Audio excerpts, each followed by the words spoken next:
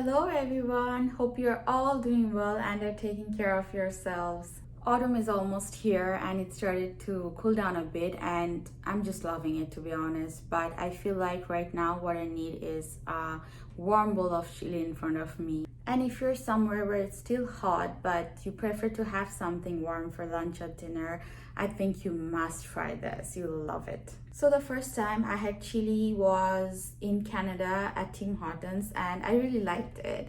It's a very popular meal here. It's perfect for meal prepping at home and you can just make a large batch of it and store it in the freezer and just heat it up when you want to have it for lunch or dinner. It contains fiber, protein, vitamins, and all the goodnesses that you need in a day. So the amount that I'll be making will serve me around 3 to 4 meals, and it's perfect for the weekdays when I don't feel like cooking.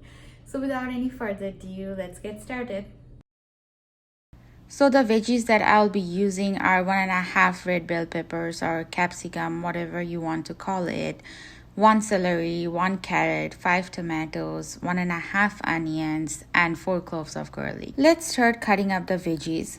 So first up, let's start with cutting the red bell peppers. I chose the red ones because I find them a bit sweeter and flavorful, but of course if you want you can use the green and the yellow ones as well. After you remove the seeds and the membrane from the bell pepper, just slice and dice it. Make sure you're dicing it into small pieces. Next, dice the onions. I used yellow onions, but the red ones will be good as well.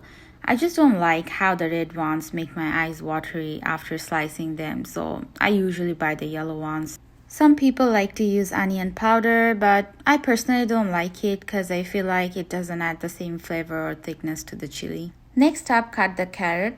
Carrots are crunchy, tasty, and highly nutritious. I used 1 celery and chopped it up into small pieces as it adds the crunchiness to the soup and has a good dose of fiber. And then I diced the tomatoes. They're one of the most important ingredients in the chili. Some people like to use the canned tomatoes, but I personally like to use the fresh ones as they're not packed with preservatives, and I believe fresh things always adds a different kick to your food. Next up, I used 4 cloves of garlic and cut them into thin slices. I then chopped a few cremini or brown mushrooms to add to my chili. You can also use the white mushrooms, but I use the brown ones because they have a more intense flavor as they're more mature than the white ones. Now that all the chopping is done, it's time to heat up the pot and add the olive oil. Then add the diced red bell peppers and onions, followed by the chopped carrot and celery. Stir them well for around 5 minutes or until the water comes out of the veggies. Next, it's time to add the garlic, followed by 1 pound or half kg of lean ground beef. Lean ground beef contains less fat, but if you choose the regular ones, you must drain some of the grease off. And if you are a vegetarian, you can of course skip this part. Break the ground beef and mix them with the veggies. This should take about 4 to 6 minutes to mostly turn brown. Then add the mushroom slices and stir them all well until they are tender and brown. Now once that's done, add about 2 tablespoons of tomato paste. This adds the thickness to the chili. Then it's time to add all the spices, starting with 2 tablespoons of chili powder, 1 tablespoon of cumin, 1 teaspoon of oregano. If you don't have oregano, you can skip it.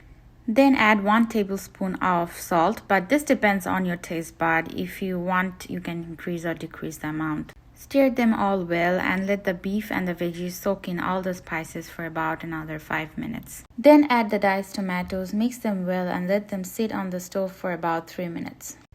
Add 1 tablespoon of paprika or Kashmiri mirch powder for color. Now this part is optional. I added 1 tablespoon of chili seasoning mix just for some added flavor, but without it the chili will also be delicious and flavorful. Mix them well and add about 1 cup of red kidney beans. I use the canned ones. If you don't have it, you can also add red lentils or what we call dal in Bengali. Lastly, add 2 cups of water and 2 bay leaves and stir them well and leave them on the stove for another 5 minutes on medium to low heat. Before serving, don't forget to remove the bay leaves from the pot. You can serve the chili on its own in a bowl. It's already enough flavorful, or you can add cheese on top and let it melt on the warm chili. Some people also like to have this with bread. And there you have a bowl full of flavors to enjoy. Give this video a thumbs up and please subscribe to my channel and keep supporting me. See you in the next video, and until then, take care of yourself. Bye.